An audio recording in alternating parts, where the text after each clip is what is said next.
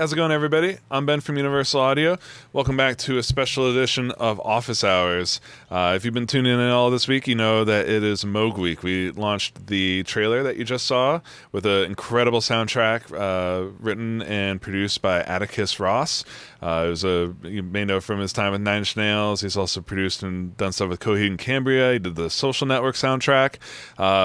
But so you've heard it in the video, but if you're a Luna user, that's actually, you can go one step further. We've now have that Luna session available in the app. So if you just open up Luna, up in the top right-hand side of that Create tab, you'll notice there's now 2 Luna sessions you can download. So you can actually download his full session file, open it up, play around with the Minimoog settings, hear the final stems, try out the Neve summing, tape extensions, kind of just have fun with it. It's a really great way to explore the Minimoog and Luna just in general. And we hope you guys are getting a lot of fun and inspiration from these Luna sessions. But more importantly, we're here for an office hours. And it's not just any office hours. We have Ariel Rechtshaid and Buddy Ross and Matt and Blondie. What's up, guys? Blocky, sorry. Blondie Blocky. Close, Short for Blanquita. Blanquita. Yeah. The full proper name. Nice. How you guys doing today? Good. Are we do we have to do anything? No, you're live, bro. We're up. You just look at me, stare deep into my eyes, and there you go. Yeah. Say hi to everybody. Hi, Blocky. Nice. So you guys are phoning in from down in Los Angeles, right? Yup. Nice. And this is Ariel. This is your home studio, essentially, right? Yeah, this is downstairs. Matt is my engineer, and we quarantined for about a solid month before he and I both kind of isolating until he joined the pod. Nice. A couple weeks later, I think it's been maybe more actually. It's been a long time. Another month after that. I don't know why I'm still wearing this. Before Buddy. It's fashion. Yeah. Buddy over here is a good friend of mine, collaborator, tremendous producer in his own right. Started coming over, and we're back on our sort of limited exposure bullshit over here. Yeah, right. Well, at least you guys are doing it safely and still able to stay creative. Have you been have you been less busy or more busy since the quarantine started? I've been psycho busy because suddenly, there's lots of throughout the year, every year that is, you're kind of constantly making music, and only some of it gets finished and comes out, and so there's always several kind of good ideas that generally end up making it on the next record with the particular artist or whatever. Well, now that no one can tour and that everyone's stuck at home, there's this itch to just finish everything that we've already we started pre-quarantine. So suddenly I'm just working on all kinds of random sessions, trying to finish them up, and then added kind of interesting scenario where when it comes to visual content, the bar for production level has gone extremely low. Yeah. Because there's professionals can't really get involved. You have to do it yourself. So again, within the quarantine crew, some being members of Vampire Weekend, some being members of Haim, because Danielle Haim is my girlfriend. We live together, so we've been quarantining. I learned how to edit video. Now I'm helping make quarantine videos on top of finishing old sessions and just mixing random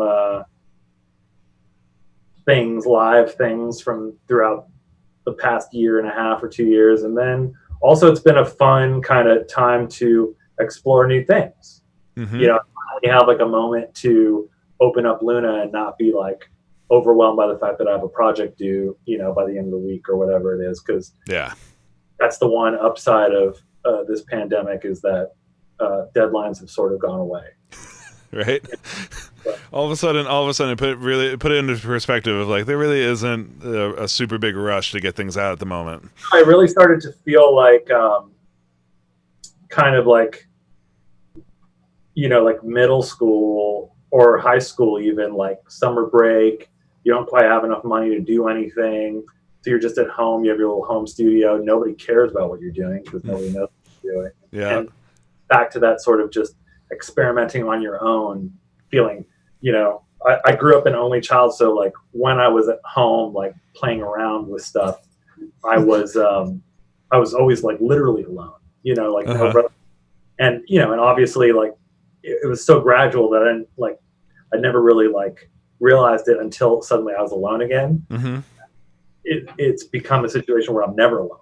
Yeah. Like whether it's like working with people I want to work with, whether and of course I always want to work with like the artists I'm working with, but somehow it's just like I'm just never alone anymore. Yeah. And then suddenly I was alone. And it really like brought it back to this like childlike place, which is again outside of the mostly bad things that have been happening in the world. It was the one sort of like interesting upside, Yeah, totally. And so, buddy, you've been collaborating with Ariel on multiple projects, right?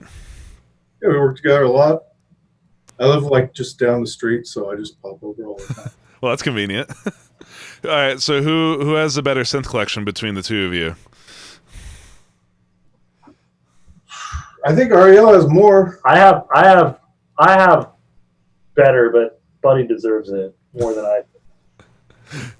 Yeah. I have more Rhodeses. Yeah, you have more Rhodeses. Rhodes Eye. Well, and so for both of you, what I've been all this week kind of curious to ask everybody like, what was your first time using a real Moog synthesizer? Which one was it? When was it? And how did it make you feel? I have an answer for mine. I came up on the Moog Prodigy. Same.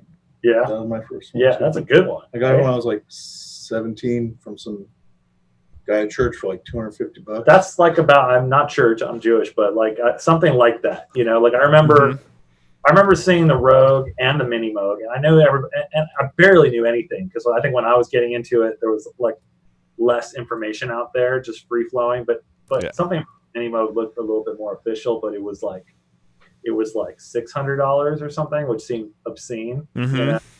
And for like this little toy thing, and the Prodigy sounded enough like the Cars or something like that to make me want to like play with it. And I loved that thing. And then I just kept seeing like the price of the Minimoog just go up instead of go down like I assumed it might. Or I might find it one day for like $200. That never happened.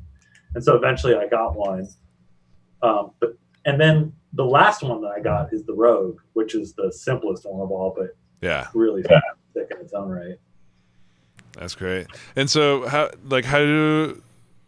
the Moog sound kind of fit into what you do? Like how, if you've got kind of the variety of it, what would it bring you to a Moog synth for a certain track? It's like low end for me. Yeah. Like I love it more than any other synth for the low end. Mm-hmm. Absolutely. I mean, there's something really funny, like, and this is kind of like doesn't work well with what we're trying to demonstrate today, but I don't have enough experience with the Minimoog VST to really say that this isn't going to be the case. But something that I always found really interesting about the Moog versus other synths and VSTs and stuff like that as well, what because I literally was like the first synth I ever had was a Moog synth. The phenomenon of like bass not translating was something that caught me by surprise. Like when I started using random other synths, more modern synths, digital synths, VSTs, I found that you like bass would just disappear. It was like there, but like depending on the speaker system you were working on, there was just like not as much of like, I guess, a colorful harmonic situation, which I can't explain. I'm not, on the technical side of it, but something about the sound just wasn't as solid.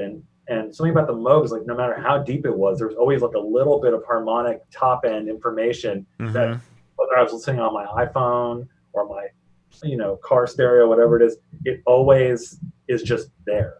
Yeah. And that's like, it's really something that took me a long time to like reverse engineer and realize why it always draws you back. It's just a really good solid low end that just always works. Yeah. So is it kind of your go-to whenever you're looking for like a bass synth? For me, yeah, like absolutely. I mean, again, there's other cool ones, but they just start to become more complex, like when you're dealing with like a Juno 60 or anything like that, and you start to deal with choruses and stuff like that, and like more just like it starts to work sometimes, but not always, and like the Moog just works always, and then I also got like re-inspired by it when I met Buddy and there's another guy named Tom King, who are both just like the most insanely nasty players I've ever worked with in my life. Yeah. It's when you really like, I can like get interesting stuff and like make textures and play, all the basics. But when you get someone who can like really play the shit out of a synthesizer, there's clearly something about it and the knobs and how intuitive it is really as a synth.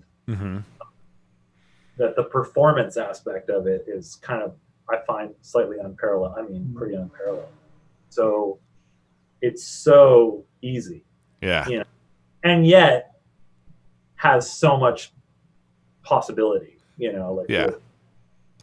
Well, it feels surprising, right? You look at it and you look like, wow, this looks simple. Couple voices, 2 envelopes. All right, yeah. You assume that there's no bells and whistles. There's no there's no real extra functionality there. But yeah, the amount that you can do within those parameters is insane. Yeah.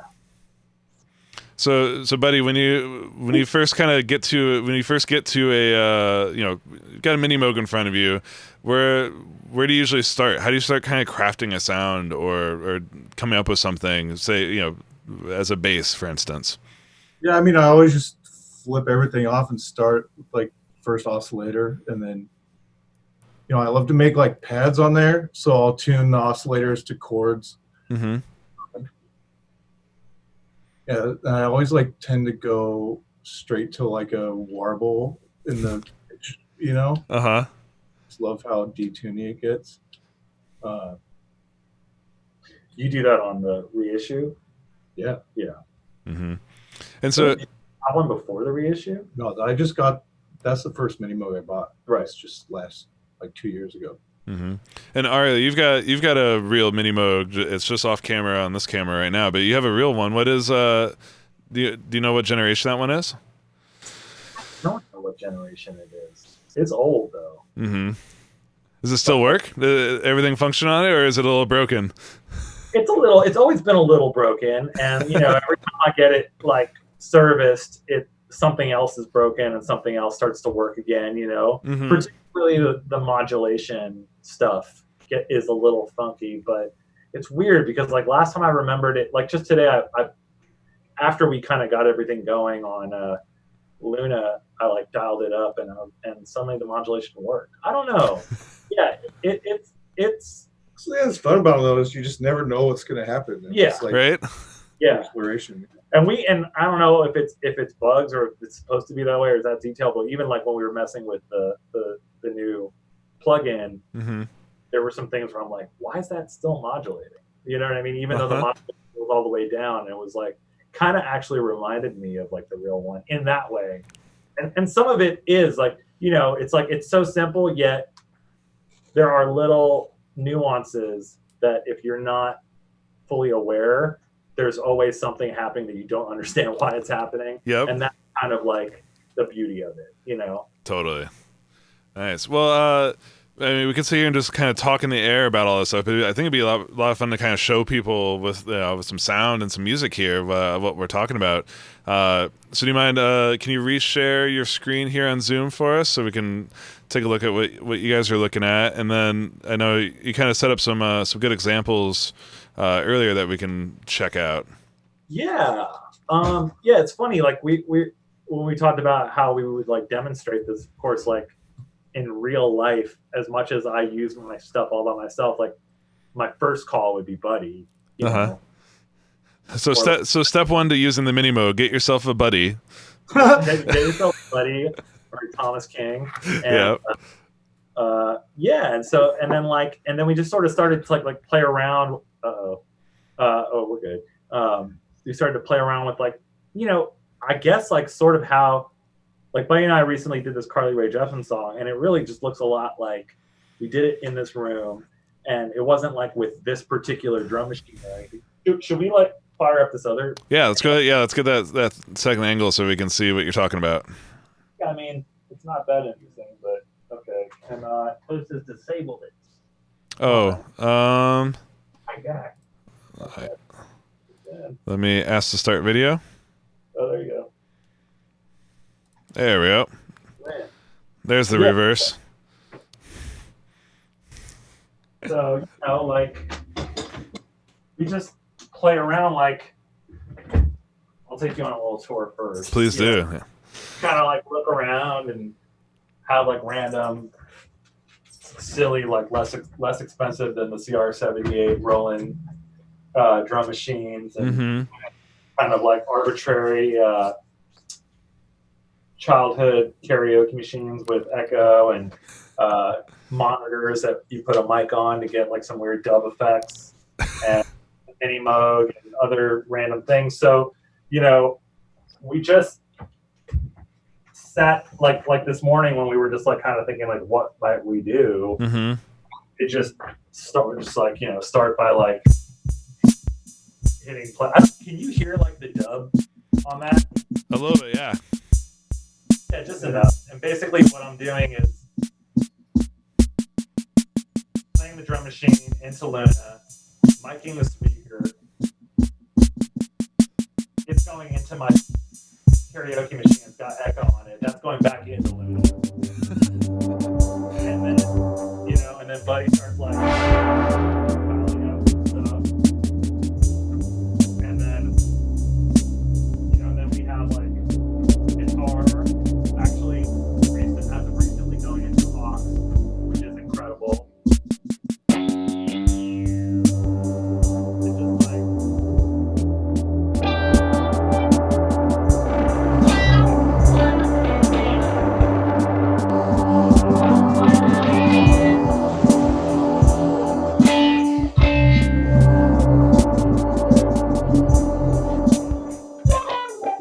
This is like something I always do though with like, I love like making it so you don't control the oscillator 3. So just pedals,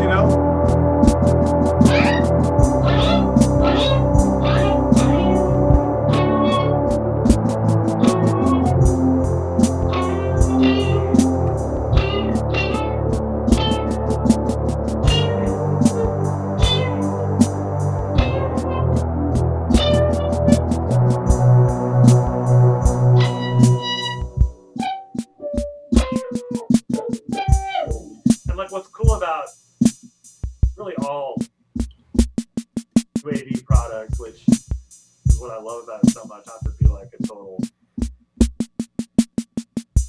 person over suck up over here, but seriously, like able to get like this sort of like non-stock sounds out of like inside the box, like it sounds like it's in the back of the room, and like we're constantly feeding. Like you could like literally actually while we're on this, just grab the 1/4-inch cable, run a synth into it.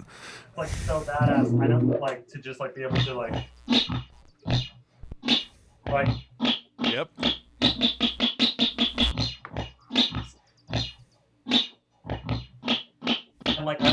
worry about like feedback and speakers because there's just no speaker. Yeah. So you can't see what we got going on. It's like a old better tweet, but the speaker's disabled and it's just going to the office. Oh hell yeah.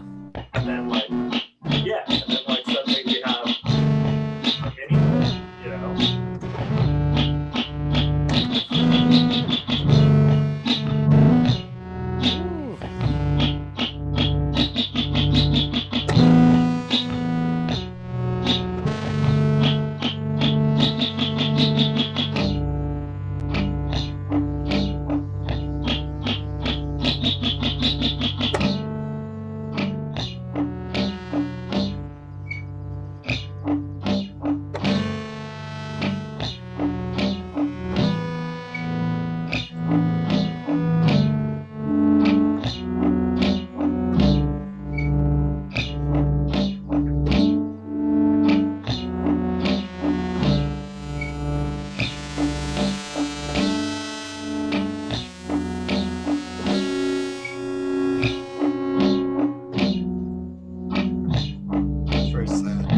Yeah, it's too sad for 4:30. I love doing that though. I love like tuning chords with the oscillators, you know. Dude, Yeah. this is a whole new. Honestly, I don't think I've ever really played around with it like that before. But you're right, like it's such a cool. So you're leaving number 3 to kind of just drone out, right? Well, this patch is tracking with it, so it's like on a 9th, you know, so it's playing like the next step up. But yeah, if you turn off.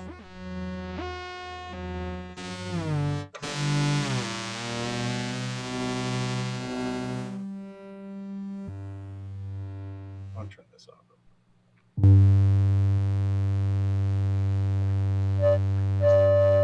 Like sometimes I'll like do this.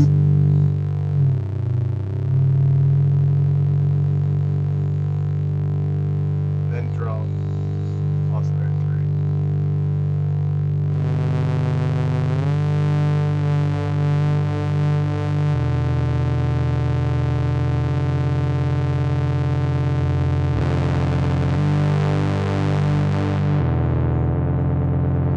I just love like doing that. It's like something I've always done. Like make Oscillator 3 like more whistly, like higher.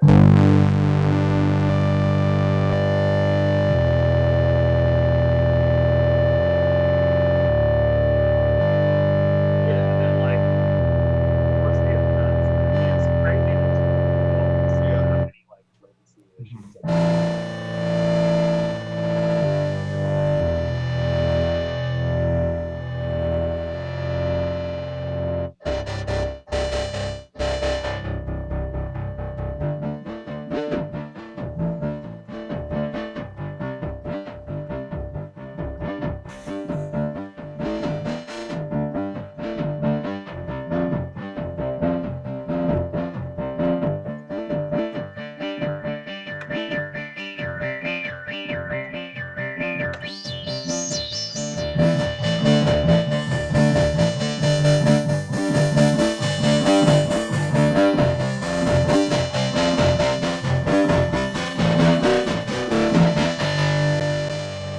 Not used to it.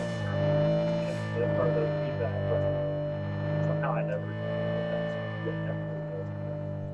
Yeah, was it you never used the feedback before, Ariel? No, and I asked Buddy, and he never had either. Never plugged anything into it. Yeah, never knew that. I've tried doing like a guitar into it, but I guess like by the time I actually had like a Model D, like I think I had other filter pedals and stuff, so it never really. It's just not something I did very often. Yeah. You know, and for whatever reason. And yeah, it's cool. Buddy, I just noticed your tattoo. Like, yeah, I have a My man is dedicated. Oh wow, that's some real love right there. Yeah, it's the only tattoo I have. I really liked Argyle when I was like 17. I thought about getting Argyle there. I'm so glad that I did. Yeah, like the Moog thing is that's actually much more a part of my life. I'm glad that they're still, continuing on like Bob's legacy and creating dope stuff. Yeah. Right. Yeah, and then I mean, like, I don't want to like jump the gun or anything, but like we were messing with it and just like trying to wrap our heads around like some of the newer features. And yeah, so we're looking. It's basically the idea design wise was like above the fold. All of that is exactly like warts and all exactly what a Minimoog does. But then obviously in a modern context, there's a few other things that are helpful to have, and that's kind of what the downstairs of the plugin is for. I'm really digging this. yeah, the modulation mix is crazy. Like, I mean, obviously we have modulation mix before, but between noise and oscillator 3, and just like being able to have like a tempo sync. The dedicated LFO. Wait, we haven't even done tempo sync. Yeah, so you can tempo sync. You can do a tempo sync on the LFO. The other thing I love too is the being able to change the key mode from lowest to last. Oh yeah. Haven't gotten there yet either. Well, that is going to be insane. But like what I thought was really cool before we get into the ARP thing, which is another whole sick level. Yeah. Just the fact that, and I don't know, unless my modulation wheel's been broken this whole time, I was never able to like get two like alternating LFOs. Like, how did we dial that up? Remember? Well, we had source A's on oscillator 3. Yeah, and then we went to So you have LFO. to take it to low. Oh yeah. It is on low. No, it's on 16. Put that to low. Oh right. Sorry. And then like. So now you got two LFOs competing, right? Yeah. I mean, this just felt like suddenly like. Put that on red down, yeah.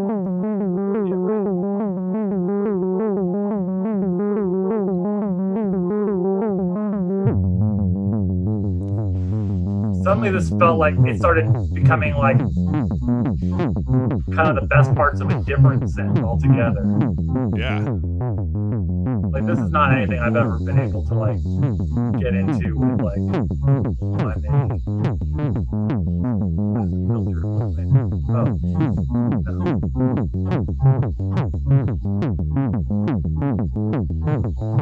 Wait, are we not on the right one? Is that what's going on? Oh, maybe, yeah. Wait. There we go.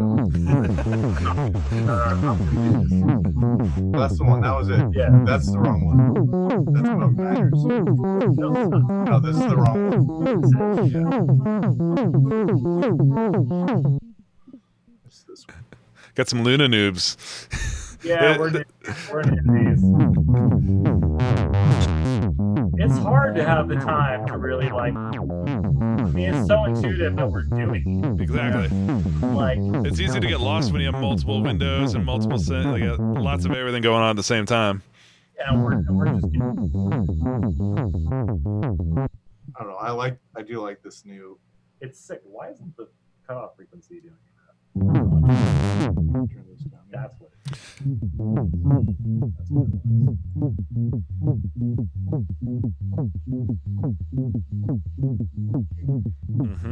And then like the sync is gonna be sick, but like I think like especially like Buddy and I, like the way we tend to work is like off the grid. You know, like we kind of like make music and then create a grid around it. Yeah. I would say that's probably, without speaking for him, that's probably something that we have in common. Like trying to. So it's cool. The thing that I've been slowly kind of really getting used to the Minimoog is like, yeah, the interaction between the cutoff frequency, the emphasis, and the contour. It kind of sometimes it feels like all three are the interaction, yeah, between each one of them. They all affect each other in such a cool, interesting way, right? Fully, yeah. Wonderful socks. Look at those socks. This is the dark side of quarantine. The sock fashion is crazy. This is the part you're not supposed to see. So is this is a sound with ARP on it? It looks like.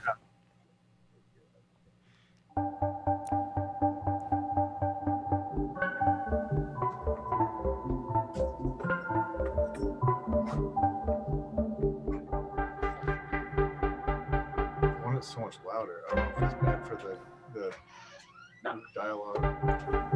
Oh.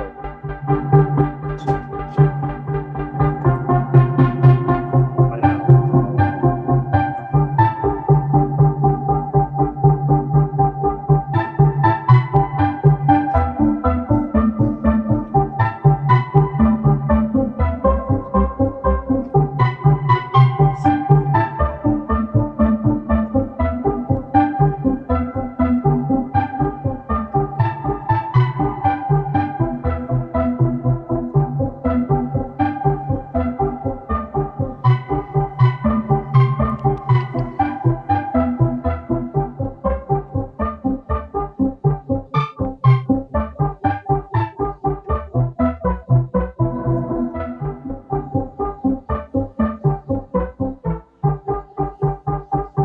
I was getting this sound like screaming earlier when the filter on this thing is, I mean, it sounds dope when you get it like.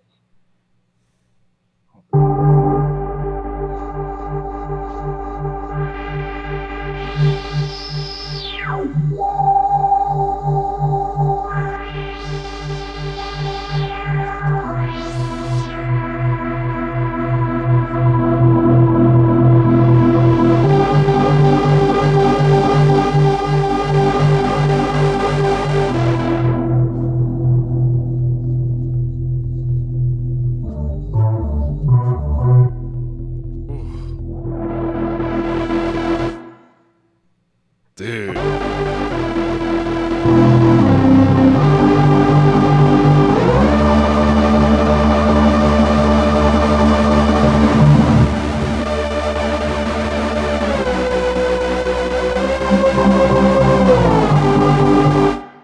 haven't even introduced like the noise. Like that's just coming. I mean, that's pretty mean sounding.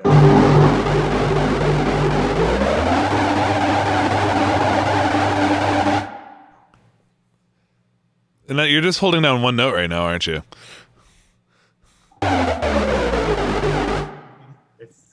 This is disgusting. Oh, it's so cool.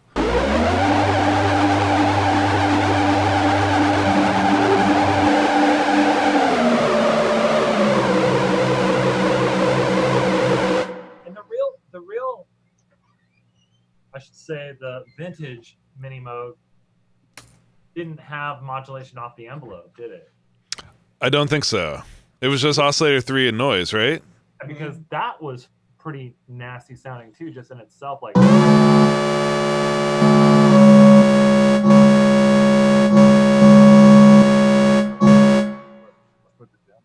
yeah.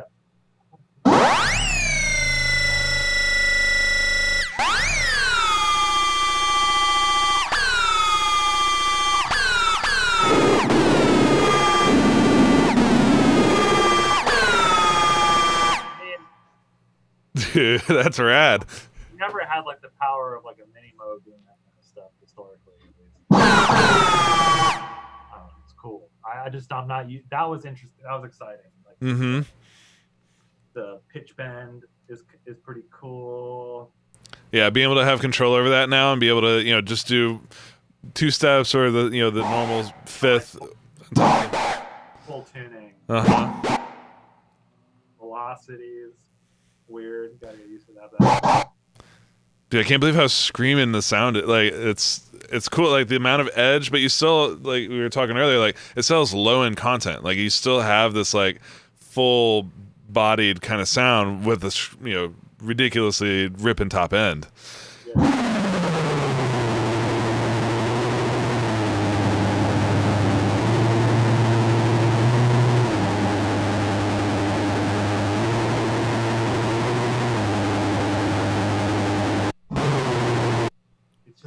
This is so.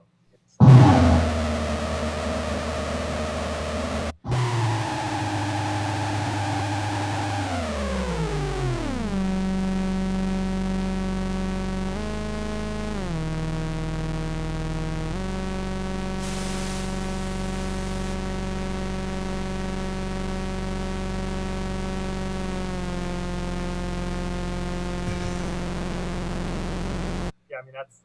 I apologize to everybody listening. It's pretty exciting to be in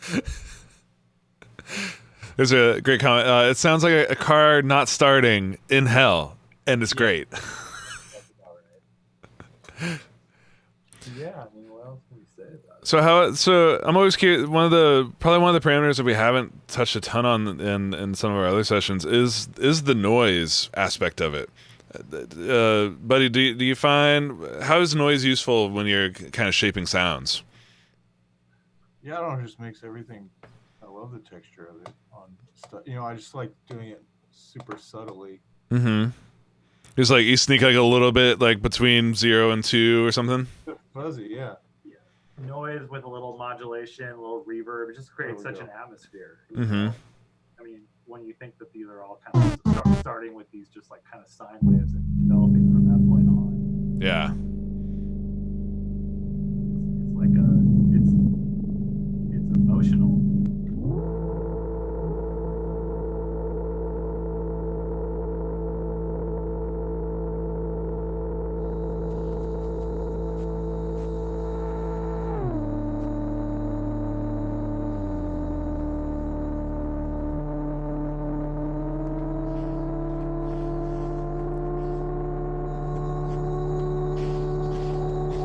Never actually get it like right. Yeah. That's the joy, right? Yeah. Well, it's such like a performance instrument. It's really, really all about those notes.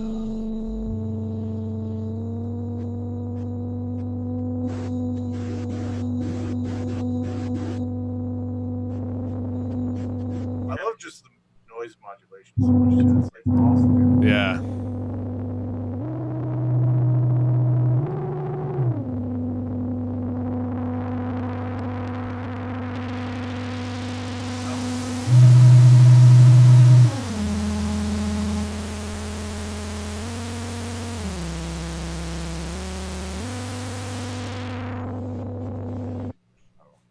Yeah.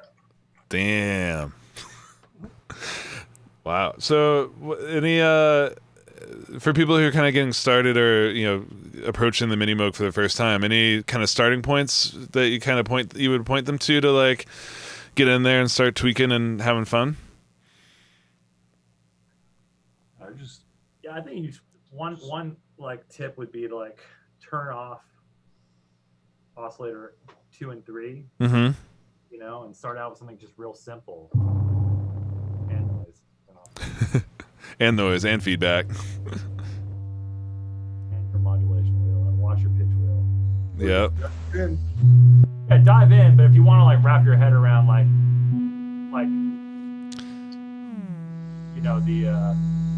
the flow.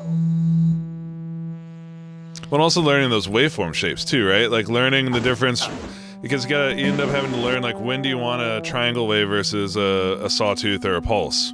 Yeah. And then you just start to like kind of understand what's happening. Like, okay,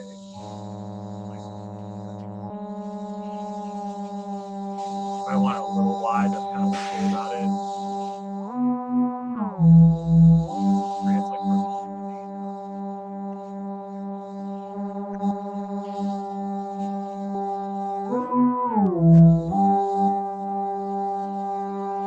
It's like I think half the thing about the Minimoog that I love is just like accidents and just like not having any idea where you're going to end up, Mm-hmm. Yeah, I would say another tip is make sure you're always recording.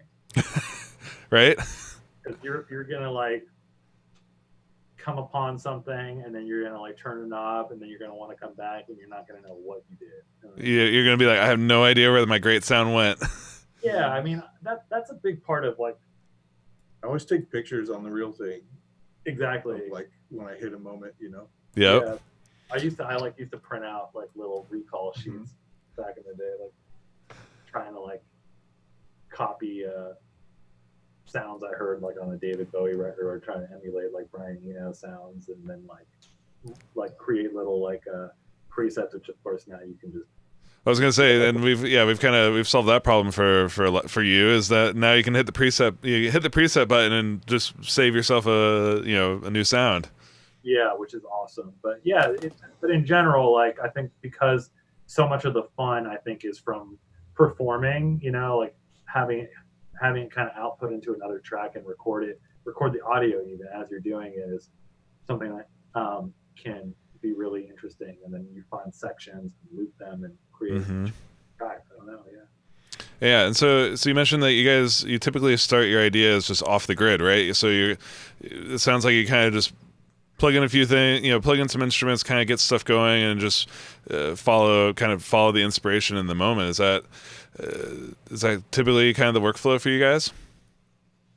I mean, a lot of the I time. get, yeah. I mean, there's like millions of different workflows, I but kind of hate myself for it after the fact, but like the results are cool. yeah, like sometimes I've done like scoring things where I was like, I just want to feel it, Mhm. and like the minute you get one note back or someone changes an edit, you're like, oh shit, you know what I mean? The grid would have been a steady tempo would have been very helpful in that moment. But I think so much comes from that, like especially when you're looking for inspiration, just being able to hit like start on some random drum machine or Mhm. keyboard rhythm box or whatever it is, and like start there and be able to like play with things and then just circle back and see what it's you're jamming with yourself, so it's kind of hard to do that when you're shackled by a click track, Mm-hmm. And you always have your engineer just yeah, it's a map problem. beat identify. All right, dude, I'm hungry. Get a click track on that thing. I'll be back in a little while. That's great. What and then so speaking then musically, like, is it are you guys typically when you're working on projects, is it the song already written and you're trying to build a track around it, or are you trying to build a track that then have a song written to? It goes both ways, totally both ways. Sometimes we Mhm. have really like off the cuff, arbitrary like jam sessions for which like a great loop comes out of, and then theoretically, though I can't think of any examples at the moment, like a song gets written on top of that, or the opposite. We like completely deconstruct a demo of the song that somebody we know's done. I mean, we've done that with Danielle from Haim. We've done that with Carly Rae Jepsen. We've done that so many times where it's just like almost like bring it down to the vocal and just reimagine it, and then it becomes a little bit of a like a little bit of a bring back old elements and just see like where it takes you. I don't know. Yeah, it's kind of limitless, really. Mm-hmm. But I know a lot of people, though, they do struggle a lot with the fact that it is limitless. The fact that like you could easily throw 50 synth tracks on a production and it may feel awesome in that moment, but then a lot of times you end up having to edit yourself, or you have to edit that down and pare it back. How does the editing process or the like removing to actually get to a better result, how does that work for you? Well, I think that's probably like the curse of the type of personality Buddy and I both have, which is like we'll do that to ourselves to try like in our own mind, whether or not this actually like amounts to anything other than like internal satisfaction. I think we'll challenge something and like sort of, I don't know, undo it just to spend hours and hours and hours putting it back together or whatever it is. Like, Mm-hmm. It's all about like a personality type, I think some people want to efficiently get to the finish line, and some people want to Just be in the process. be in the process. Right. So, yeah, and I think there's obviously there's a healthy balance that works with deadlines and touring schedules and things like that. But right, because finishing is scary. If like committing to like this is the final product, that can, especially for artists, I know that can be the scariest part. Is like I have to live with this forever. I want to be there. That's where you end up spending 6 months on kick drum sounds and tweaking parts right before it goes to mastering, stuff like that. Yeah, I think that goes hand in hand with like how often you're releasing music, because like if you're doing it every so often, everything becomes more precious. If you're doing it constantly, like you can kind of get almost just as experimental in a sense by just moving a lot quicker and like not trying to clean things up too much and just I don't know, kind of capitalizing on the spontaneity of things and moving fast. There's just it can either go very fast or very long. Like it's somewhere in the middle is the hardest part. When you start to overthink something, but you want to like stay on track. Mm-hmm. So so moving kind of from that production phase into the mixing phase, especially for synthesizer stuff, are there any tricks or tips you guys could share for making sure that synths are able to take up the right space in the mix without either stepping on other elements or disappearing into the fold? I think everything is arrangement. I think that's like the biggest, the most important thing to constantly think about is, on some level, I think a good classic arrangement in a sense, minimalist arrangement, like makes everything sound more interesting. So like, of course there's tricks of like, if the synth isn't cutting through, throw some harmonic saturation on it, or maybe detune things to make it like whatever it is. But I just think in general, like I always live by kind of, or I aim for, I should say, like tight arrangement, where everything you're doing is crucial. Like that's that lead sound. Mm-hmm. There might be some subtle ambience behind it that you're doing that's kind of tucked in and verbed out and stereoed out or whatever it is. But like, I kind of try, I fail constantly at this, but I try to live by the, you can only really focus on 3 or so things at once, and just don't try to throw too much at the same time. I love throwing tons of stuff in. Yeah. So I'm just like stacking so many synths just to make textures, Mm-hmm. Like, I don't know. I use that in the mix too. I feel like I use, I've sent stuff off to get mixed before, and there's like something I made that was supposed to be so subtle and just a texture, and then the mix guy will like bring it up. Mm-hmm.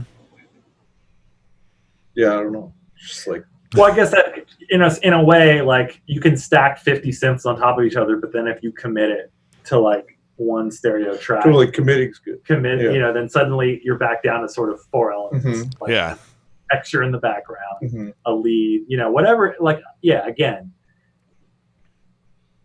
I think it's sort of like when you're at the mixing phase, it's clear, and that's not something that came very quickly at all. There's a long journey. There's a long journey to that maturity level, right? Of like, what I can do more. I can do more with less. That's a turn that a lot of producers, artists make.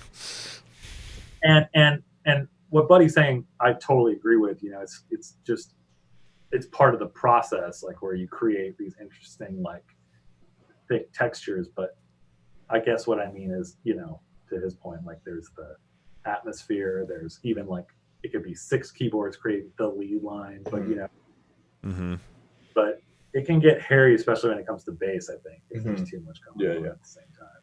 Yeah. So like say you had a production where you had obviously like kick, say a drum machine, real drums, electric bass, and a Moog synth, all trying to hang out in the low end, and you're not allowed to delete a part. What would you do? I try to choose what is the I kind of think of like there's low end, but then there's super low end, like what is doing the super low end? Is it the kick or is it the bass? Yeah. I don't think they can both be like living in the same space. Like I love like plucky mid-rangey bass with like a deep kick, I love kind of like a tighter little rolling kick with like a big heavy Minimoog bass, so like I think it's kind of in very simple terms, like it's sort of like one or the other. Yeah, you got to pick who's hanging out down at the low, who's in the low, and then how are we filling this like low mid to mid space, right? Yeah, and I think I obviously all these rules are meant to be broken, and everyone's got their own kind aesthetic and the way they like to hear things. But yeah, ultimately for me, I think when I think of my favorite music, everything has like distinction, every element. Yeah. So that way, when you're listening back to it, you can like easily identify. Oh yeah, like you hear it allows everything to kind of come forward in the mix as well. And all the hard work you've done can actually be heard. You know? Yep. Right. It's all too easy to say, yeah, let's throw 50 tracks at this, and then I just want all of them in the background except for the lead vocal. Like there's nothing wrong, I guess, with that aesthetic, but it also, there's music is all about dynamic and kind of interplay, and I'm so glad that you hit on it. Like it's all about arrangement. Like making an interesting song or interesting production is all just kind of directing a listener's ear from a melody thing to a rhythmic thing and kind of around the production. Yeah, and of course, atmosphere is everything, but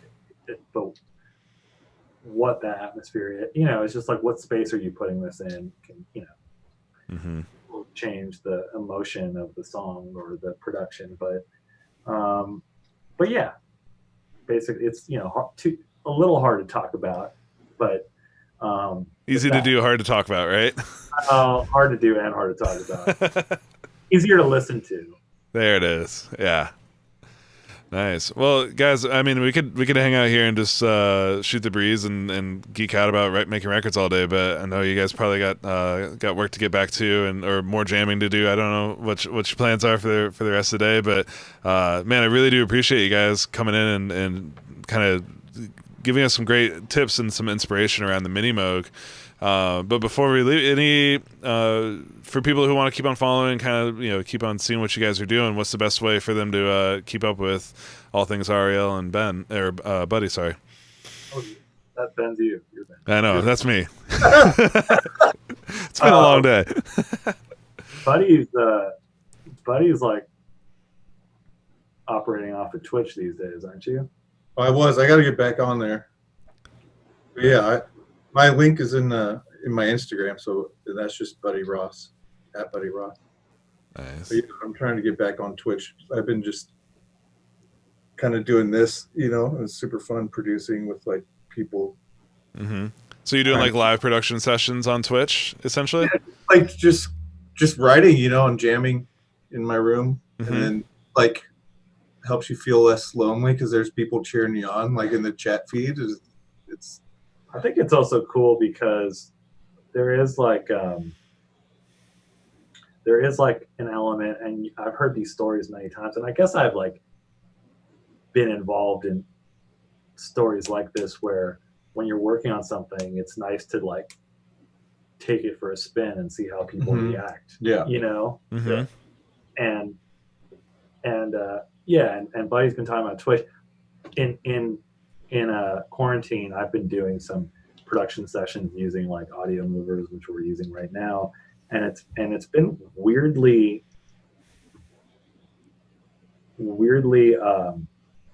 impactful. Like it's focused. Like whoever's on the other end is listening very carefully, and you're getting immediate reactions, almost like.